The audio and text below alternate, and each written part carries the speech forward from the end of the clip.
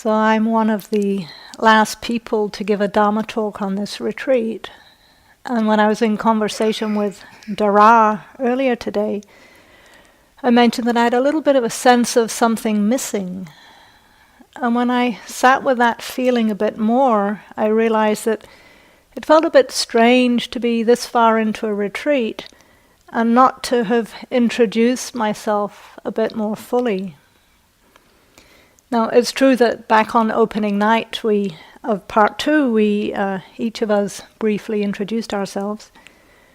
But in New Zealand, where I grew up, it's traditional in native Maori culture that before you speak to a group, you introduce yourself in quite a specific way. You name your ancestral lineage, your people, and you name aspects of the land where you live that you feel a sense of connection with, in terms of your mountain and your river. And this form of introduction is known as a pepeha, and it's done to help build connections between people, with the intention of creating more ability to listen and to hear each other. Because if people don't know your background, they don't know where you're coming from. They don't know where you're coming from literally or metaphorically. And this tradition of introducing oneself in that form, it's done by non-Maori New Zealanders too. So I thought, in that same spirit of connection, I could just tell you, my people are from Manchester in England. My Dharma people are from here. They're from in Auckland in New Zealand and from Newcastle in New South Wales. My mountain is Mount Manaya in the north of New Zealand, and I think of my river as being the Pacific Ocean because it's that water that connects Australia, New Zealand and the west coast of the US, these different places that I teach. So as you just heard, I teach in different communities, and in some of those communities, people want to understand where I'm coming from in a slightly different way in terms of social location. Perhaps it's not quite as poetic as a pepeha, but I can also name where I'm coming from in that way in terms of I'm white, I'm heterosexual, female, I was born in the UK, I was brought up in New Zealand, and my parents and ancestors are from the north of England. And just as a footnote, my British accent is not upper class. I've noticed that a lot of US people think that any British accent is upper class. So I just want to be clear, my family is not wealthy. And for the last 6 years, I've technically been homeless, traveling wherever I'm invited to teach and living from dana. And in this diversity of communities that I teach, in some contexts, what I've just done would have been seen as way too much information. In some monastic traditions, when people are speaking, they speak from behind a fan with the intention of releasing the sort of the personality so that the Dharma can be heard more clearly.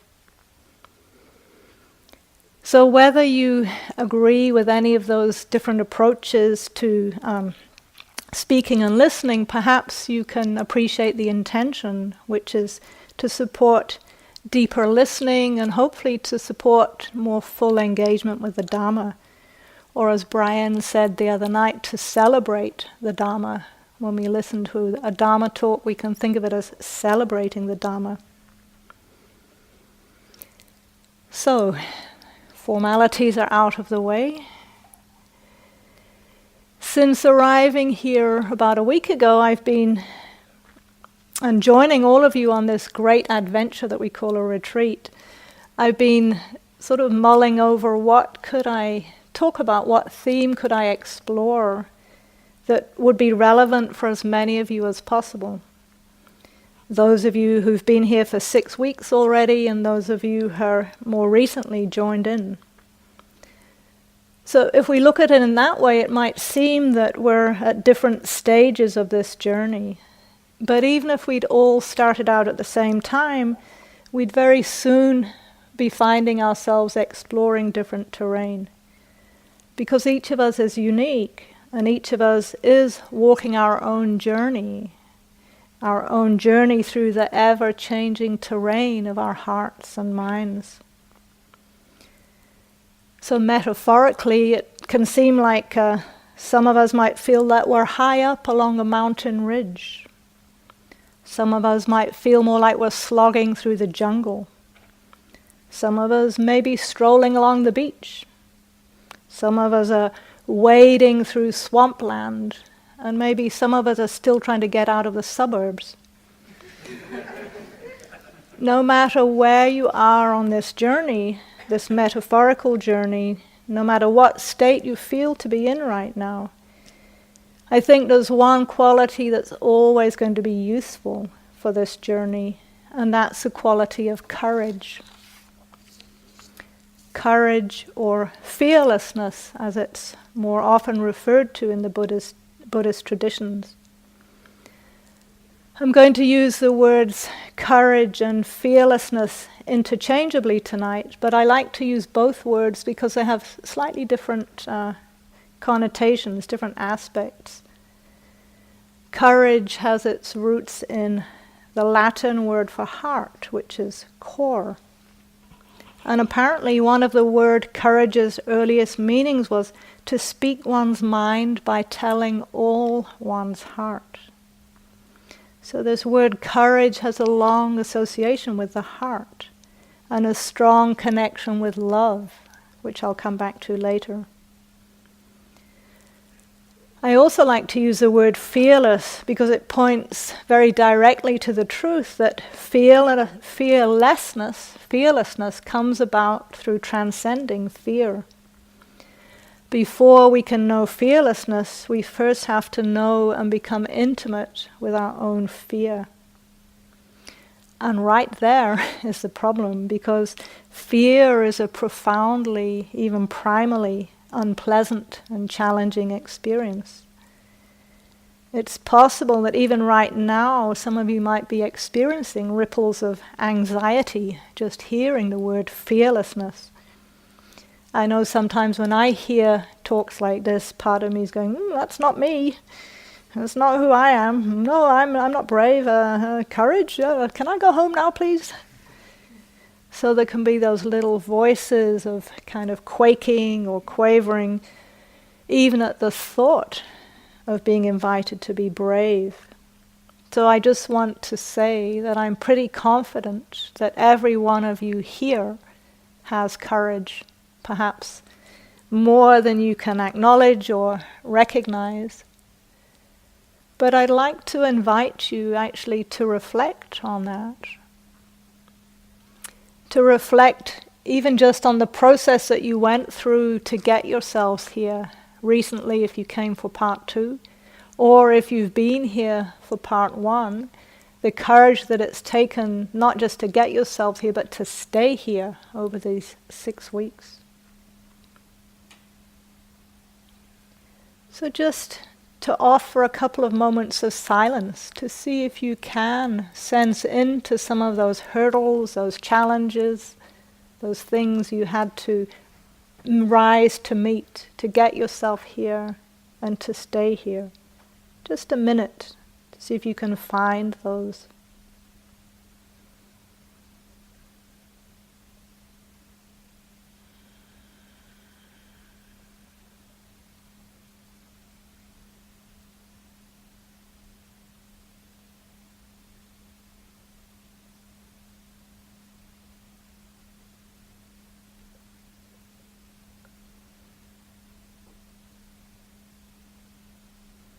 Now, of course, I don't know the circumstances of your lives, but I'm guessing that you had to have some courage perhaps to overcome financial challenges, different kinds of practical issues that come from having to put aside all of your responsibilities, the courage that it takes to leave behind friends and family, perhaps to travel long distances, to arrive in a new and unfamiliar place, and then each day the courage just to keep showing up for whatever presents itself. So I like to do this practice of turning towards recognizing and acknowledging good qualities, because that's what helps them to strengthen and to grow. And this encouragement, the word encouragement has within it courage. So that's part of what I hope to do here, is to encourage this recognition of courage, to bring it front and center so that it can be a resource for our journey. And this journey that we're undertaking together is a journey through the Four Noble Truths, which is really at the heart of the Buddha's teachings. Winnie gave a brief run-through on opening night, and I'll give a second brief run-through just to give us some context of what we're doing here. So this first noble truth that starts with just the simple acknowledgement that there is suffering or stress, distress, unsatisfactoriness, or dukkha, to use the Pali word. So there is suffering.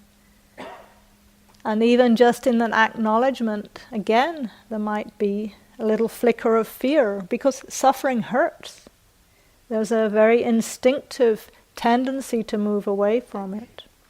And so again, right there, we need to train in willingness to meet and overcome our fear of suffering. Because if we can't do that, we're not going to be able to progress to the next noble truth. We're just going to stay stuck in our unconscious reactivity to dukkha and never get beyond it. So the second noble truth is that there is a cause of dukkha, and that cause is craving. And the energy of craving also includes the energy of not wanting, of resisting, of pushing away, of ignoring, of denying, of fearing. So again, we need to look at our relationship to dukkha so that we can release the clinging and the resisting and the fearing.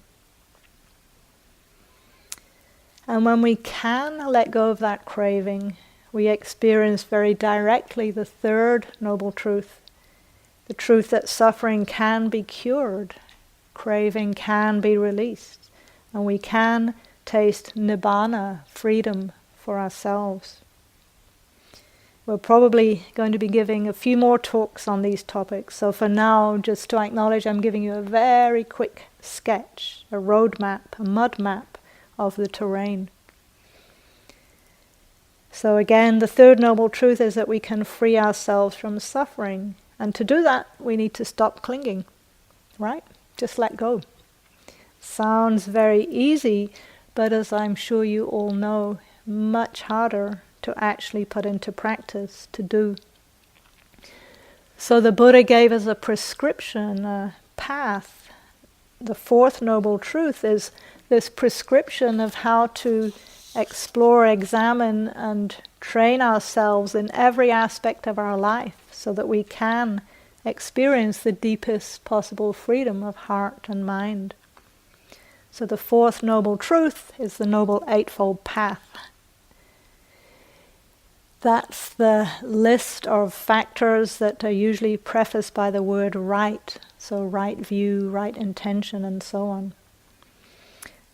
These days some translators use words such as wise or appropriate rather than right, perhaps because it might sound a little less binary.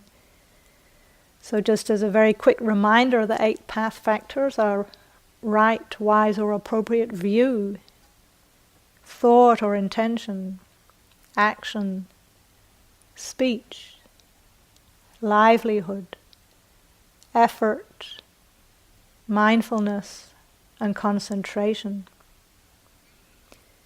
And of that list of the 8 factors, the one that's most relevant for my talk tonight is probably the one on right or wise effort. Because this effort is twofold. On the one hand, it's about releasing afflictive mind states, mental qualities such as anger, hatred, and fear, learning how to release those qualities, so that on the other hand, we can make room for skillful mind states, mental qualities such as generosity and kindness, compassion, joy, equanimity, ease, peace, and so on. So the emphasis on right effort is transforming our mind states from afflictive to skillful. And in order to do that, first we need to know what our mind states are. So in the Satipatthana Sutta, we have the third and fourth foundations of mindfulness. Mindfulness of the mind is the invitation to look very directly, as we started to do this morning in the instructions, to look at the mind itself. And to begin to recognize whether the mind is affected by greed, by hatred, by ignorance, or not.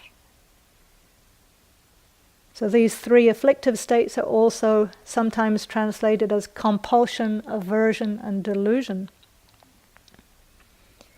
And we're also instructed to know if the mind is contracted and if it's narrow. And when we're in the grip of fear, that's usually when the mind does feel contracted, does feel narrow. The body and the mind tighten and tense and shrink and resist.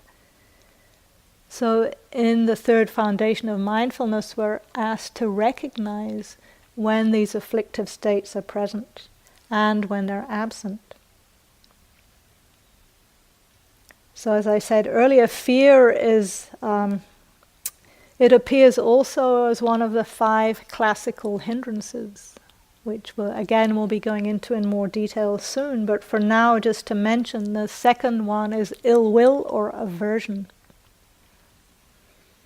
And this term aversion is shorthand for all forms of resistance, of pulling away, of withdrawing, of shutting down. So it includes fear as well as anger. And the good news is that with training, this practice of paying attention to the mind does help us to release deeper and deeper and deeper levels of fear until we come closer to the Buddha's living example of complete fearlessness. So in the suttas, the discourses, the Buddha is described as someone who's completely transcended fear. Those of you who are familiar with the story of his life, you will have heard that he was often insulted, he was attacked, he was his cousin apparently tried to kill him a couple of times. And in one powerful story, the Buddha deliberately goes in search of a mass murderer by the name of Angulimala. And as he's going to look for Angulimala, various people say, don't do that, don't go there. This guy is on the lookout for his next victim. But the Buddha has absolutely no fear. And when he goes to meet Angulimala, I like to think that it's that fearlessness that stops Angulimala in his tracks.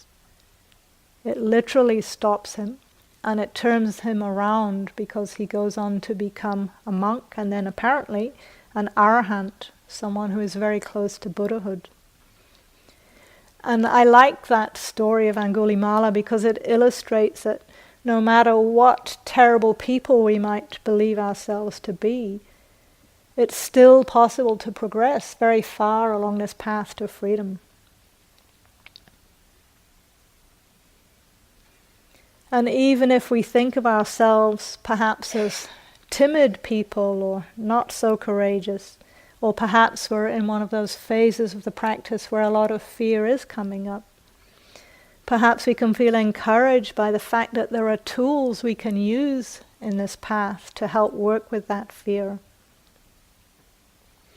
Remembering the training slogan, if it's in the way, it is the way. Instead of waiting for the fear to go away so that then we can do our practice, we're invited to fold that very fear directly into our awareness. So there's one teacher who I really appreciate for her teachings in relation to this kind of fearlessness, and that's the Zen priest Zenju Earthlyn Manuel. Some of you might be familiar with her book, The Way of Tenderness. where she uses her experiences as a lesbian black woman to explore race and sexuality and gender and those issues within the Dharma. So she says, many of us are afraid of fear and afraid of admitting even to ourselves that we feel it. We push back the visceral body experience of fear so effectively we think we've eliminated the fear itself. However, if we look around or within, we find that fear is often hidden and masked. The person who appears to be the center of the party might well be a person who fears her own invisibility or rejection. Perhaps the person who conducts eloquent presentations at the workplace is in fact afraid of losing his job. The person that espouses to be an ally may be conquering some kind of fear within. The longer we mask our fear, the more we experience the terror of our inauthenticity, perhaps creating chronic anxiety and despair. An ongoing red alert sounds off in response to threats that the terror we mask might be exposed. We might even say that the terror, as in the outer world, can become systemic within us. We become our own terrorist. We might try many strategies to eliminate this feeling of terror by rearranging our external lives, like furniture in our house. If I just change the way I look, I'll be less afraid. If I had more money, I'd be able to be less afraid. If I lived in a particular city or neighborhood, I'd be less afraid. But all of these strategies are bound to fail. At some point, we need to confront the terror from within. So the language that Zenju Esalen Manuel is using here is strong, maybe even confronting, like the Buddha in the First Noble Truth, just telling it like it is. There is suffering, there is terror. And if we want to be truly free, that fear has to be overcome. And we do need to take care with how we go about that process. Because the word fear covers a whole range of different levels of intensity, from fairly minor anxieties all the way through to pretty deep-rooted trauma. And many of these fears exist for a reason.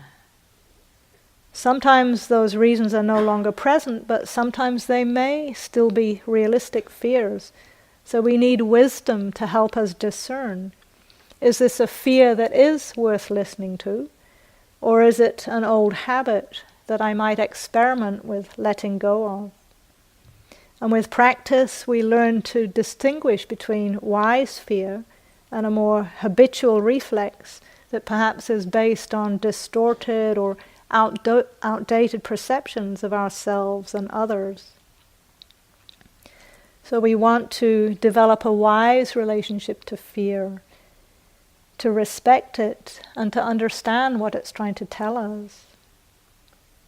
And this is extremely important if the fear that's coming up is in the terrain of trauma, because then we need to approach it with great care, not to try to annihilate it, but to gradually befriend it. And I emphasize the word gradually here because sometimes I meet people, and I've maybe been guilty of this myself, of coming on retreat with an agenda. So people will sometimes tell me they're planning to blast through their deepest, darkest trauma, preferably within the next couple of days. And they don't necessarily recognize that there's a kind of a violence in that agenda.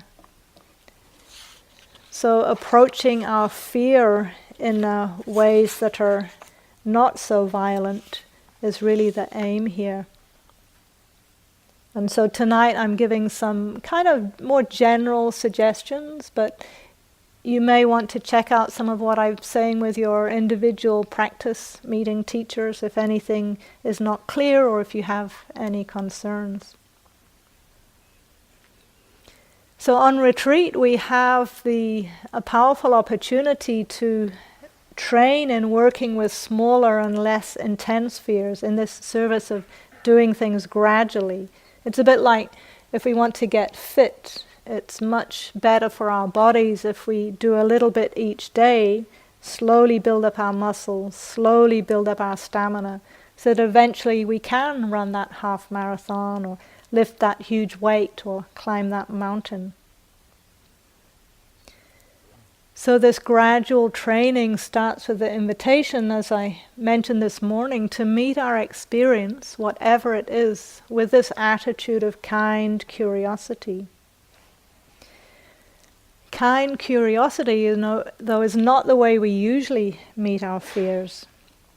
It's more usual that we try to avoid or ignore or deny, repress, disown or judge our fears.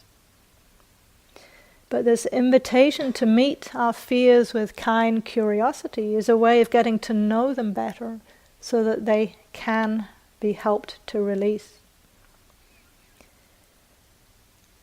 So curiosity is a powerful resource in this process. And recently, Dawn introduced me to the work of an Irish poet and theologian that I hadn't heard of before. His name is... I probably won't pronounce it. I know there's somebody Irish here, so please forgive my mangling of the language. But it's something like Padraig Ó Tuama. And he's a gay man who has worked with groups in conflict in Ireland and Britain, the US and Australia. And his seems to be his life's mission to help heal conflicts. And since 2014, he's been part of Ireland's oldest Peace and Reconciliation organization. And so as a gay man living in a society divided by sectarianism, he's written a lot about pain and fear. And I could feel the sort of courage that was being distilled in his poetry. So I was interested to hear that he also tries to meet these challenges with curiosity. But as he says, in Irish, we don't have a direct word for curiosity. So you say, he gives a Gaelic word that I'm not even going to try to pronounce. He gives this Gaelic word which he says means to wonder watch, to watch with a sense of wonder. He says curiosity can sometimes make it seem like you're nosy, but to wonder watch, I'm really interested in what it means to watch with wonder. Not only times when something is beautiful, but also when an argument is happening. How can we observe with wonder? Argument deserves our wonder, as does pain. Because try as we do, we sometimes hurt each other. Sometimes the hurt is deliberate, but even when we're trying not to, we often do. So how can we bring this quality of wonder even when what we're observing might be painful or fear-inducing? Can we really bring as much wonder to our own anxieties and fears as we might to the changing colors of a sunset or the mosaic of fallen leaves on the forest floor or the taste of freshly baked brownies? Can we really meet those fears with the same sense of interest and curiosity? And as I was contemplating this, I noticed that Padraig's writing talks about collective processes and practices, things that we do together as a community. And this makes sense because there's an old saying, something like, a trouble shared is a trouble halved. And we can think of a fear shared as a fear halved. So this poet writes about the process of sharing our pain and our fear much more eloquently than I can. So I'll share just a short part of an essay he wrote about prayer, which in Latin is oremus. So let us pick up the stones over which we stumble, friends, and build altars. Let us listen to the sound of breath in our bodies. Let us listen to the sounds of our own voices, of our own names, of our own fears. Let us name the harsh light and soft darkness that surround us. Let's claw ourselves out from the graves we've dug. Let's lick the earth from our fingers. Let us look up and out and around. The world is big and wide and wild and wonderful and wicked, and our lives are murky, magnificent, malleable, and full of meaning. Oremus, let us pray. Or you could say, let us meditate together. Because what kind curiosity and wonder watching have in common is that they're both a form of befriending. We want to try to befriend our fears, to get to know them, to recognize how they show up for us, to listen to the stories that they're trying to tell us, but not to believe those stories fully. Because as we get to know them better, we might see that those stories are just stories. They're constructs that we tell ourselves, sometimes compulsively.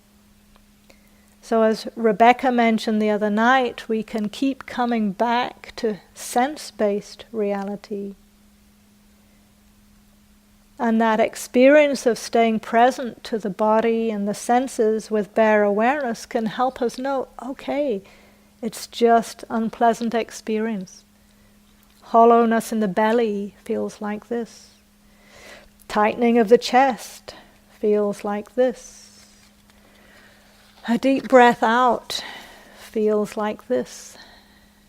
The sitting bones supported by the cushion feels like this. Recognizing a bit more stability feels like this.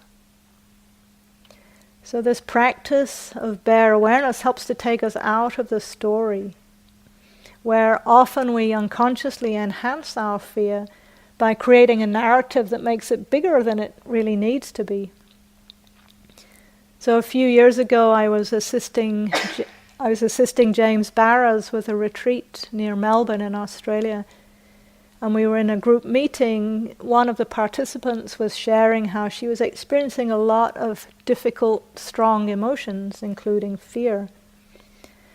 She was crying quite a lot as she was describing this. And I heard her say something like, every time I sit down to meditate, the Italians just keep coming. Italians and Italians and Italians. And I was a bit puzzled because I knew that there are quite a lot of Italians in Melbourne, but I wasn't clear why she was experiencing so much fear about them. So finally I asked her, could you say a bit more about why you're so afraid of Italians? And she looked at me in shock and said, not